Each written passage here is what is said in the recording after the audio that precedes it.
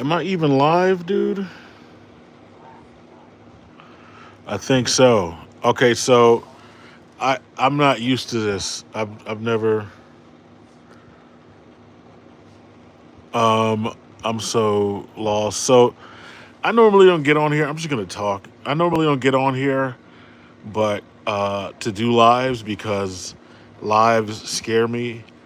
And I mean, I don't know what it is, but I know like back in the day I used to work for this company called I Go Live when I was living in LA, and they used to pay me to go live. I used to be a paid streamer, and I just didn't like it because I'm more of like a granted I can be spontaneous and I'm pretty good spontaneous, but I prefer doing planned things like if I had to do like a voiceover or like a skit or something like that. But I'm starting to see the importance of going live, and I've had this channel since 2006, and and this is the first time that I've gone live on here before, but this is the first time I'm like, you know what? I have like not just the energy, but the vitality and the desire to go live because I want to see who's out there. And there's a bunch of people. I hear there's like 2 billion people on YouTube, and I know I can at least get a million. I mean, I'm pushing for that. I got two active channels. This channel, and I have another channel where I do movies. I do voiceovers for movies, top 10 list, reactions. You know, like so that's kind of what I do. And like now, um, I have uh, I have almost 2,000 subscribers on here, and so and for any of you who hasn't been watching this channel since like its inception, it's been all over the place, all over the place. Mainly started out as a skit channel because when I was a kid, my buddy and I, when I would come home from high school during the summer, I went away for high school. So when I would come home during the summer, we would make skits. And actually, no, we did that the year after I graduated high school. We did that. The summers before that, I didn't know him. So the summer I graduated, we went out and we started doing skits. He had a camera and we just went out and made a bunch of skits. YouTube wasn't a thing, and and we would just make skits and then like show them to our friends, and it would be like, and even at that point it was like a handful of people, maybe like two or three people at most, you know, and yeah, nobody. That's oh goodness, just a life without social media, just crazy to me. This is before MySpace, before Friendster, before all of that. I think Black Planet was a thing, but nobody knows about Black Planet. Anyways, so we made a bunch of skits, and I mean some classics. And my buddy, he's one of those guys deletes everything. You know, he just deletes everything. I'm like, dude, this is a moment in history that will never be, you know, and he just deleted it. It definitely done. You need to focus on the future. No, the future. Yeah, yeah. No, I'm definitely focusing on the future, man. I'm excited about where I'm going with this. In terms of like, I made this carnivore pizza today. I posted a video today, and I can tell you that I get my culinary intuition from my mom because my mom has been the queen of like slapping things up and it coming up like really good. So, um, like weeks ago, before I decided to really do this carnivore thing, I bought some frozen pizza, but I did I eat any of it? Have I eaten it? I don't think I've eaten any of it because I since then I decided to go carnivore, and I know how bad and how shitty I feel if I eat like the the bread and the sugar. So I I uh, I made a pizza and I ended up giving it to these kids that were that were upstairs with my mom's friend, um, and yeah, and I was like, I'm gonna find a way to make pizza. So I'd been looking up carnivore recipes for I don't know how long, and there was some like poured out into a circle perfectly, and I was like, what? So okay, so here's some good news. Here's the reason why I don't get on live. Normally, I can't read the comments. I love comments, but the comments I normally can't read. But I was able to read this one comment, and I'm thankful for it. It says, uh, Danger Phoenix, you need to focus on the future, focus on that future shit now. From Danger Phoenix. Thank you. Focus on that future shit now. I'm focusing on future shit. Um, I don't know if he's making a reference. I don't know who this is, but if he's making a reference that I think he's making, then this statement is hilarious. And I need to tell you this story. I used to work at the store called Futuretronics, and it was a store at the Mall of Millennia in Orlando, like this small boutique electronic store, and they all had all the cutting edge technology. I mean, like you name it, they had it. And I don't remember how long I worked there, but I loved the job. It was a great job. I loved it. I worked there, and I think it was one day this dude walked in there. I don't think I was there, but this dude walked in there. He was a wigger. If you're from Florida, you know what a wigger is. And he was a white dude that tried to act black. Probably grew up in the hood, like because I mean we were in Millennia, close to Dr. Phillips. I'm sure, yeah, he probably grew up in the hood somewhere. Just and he walks in there with his homie, and they're just like looking at shit, and he's like scoffing at the prices. He's like, man, this shit is expensive. I was like, this is an electronic boutique, bro. This is not. Uh, I mean, this is an electronic. It's not BrandSmart USA. And so he kind of looks around. He's like, man, I'm gonna go to Walmart where all the future shit at.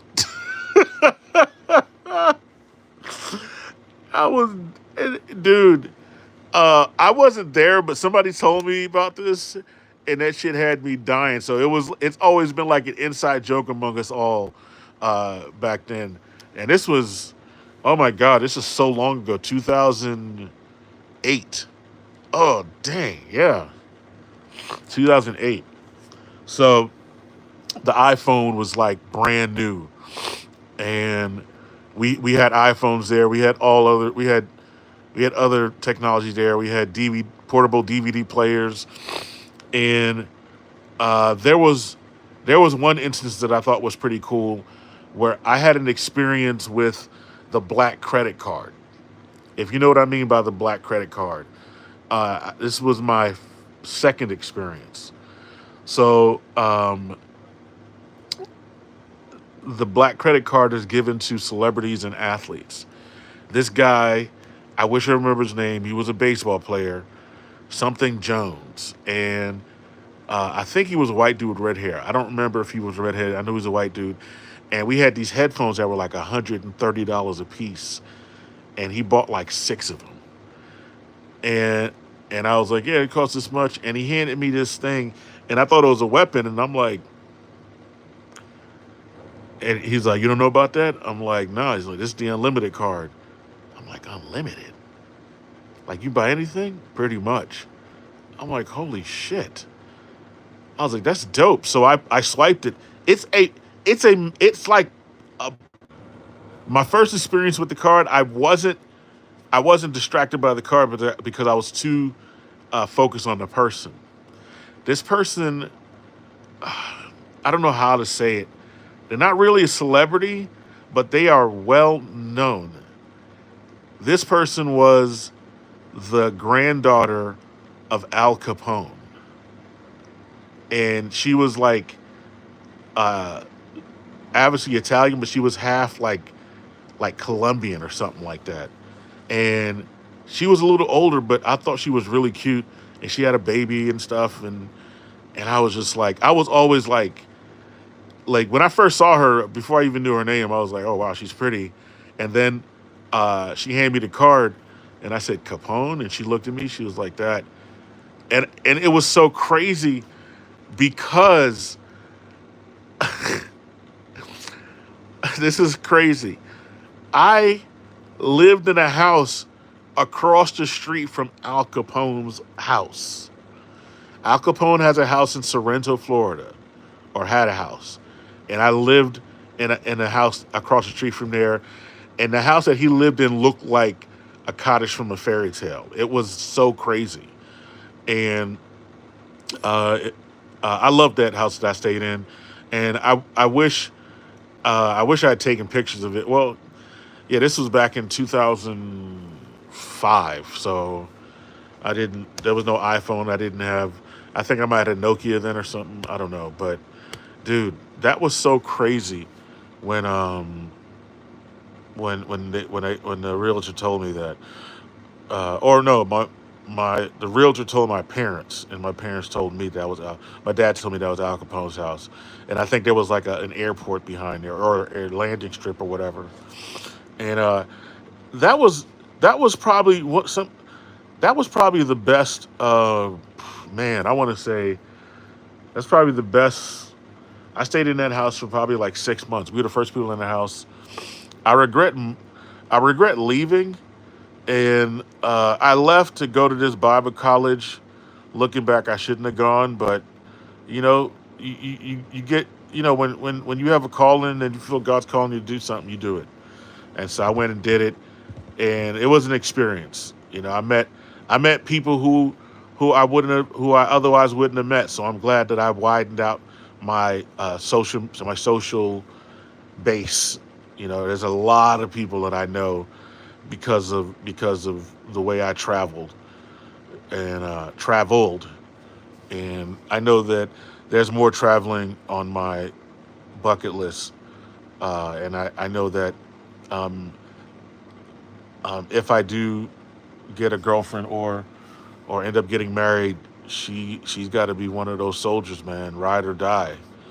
Road trip. Like road trips, flying, like cruise, all of that, man. I'm about that traveling life. That's just something I do, man. You know, but yeah, I'm excited about everything. Um, so I guess some tips I can give that helped me going carnivore is make sure you stay full. You don't get hungry, because if you get hungry, you have the you'll have the temptation to snack on garbage, and snacking ugh, snacking is not bad unless you're doing it with the wrong things. If you're eating a bunch of like sugar and things that cause inflammation, then no. Like I remember one time I wanted to snack, and I saw some pistachios. I can eat an entire bag of pistachios in one sitting. Like salted, unsalted, doesn't even matter. That with a cup of lemonade, it's done. And I feel like garbage at the end. So a moratorium on that. So today I made this carnivore pizza and it came out delicious with beef bacon. Let me tell you about beef bacon. It behooves you to look up some beef bacon, okay? Beef bacon is king. I think it's better than regular bacon. Definitely better than turkey bacon. But I think beef bacon should be regular bacon. Like, I don't know why these niggas sleeping on beef bacon not being that popular. I don't understand. You know, I think it's conspiracy by Big Pork. You know, I need to make some room for beef bacon, man. Beef bacon. I think y'all just upset because beef bacon is just tastes too good. So I don't know. Anyways, I just wanted to get on here and talk a little bit and see how you guys are doing. Thanks for whoever tuned in, and I'll try to get on here more often. All right. Till next time, deuces.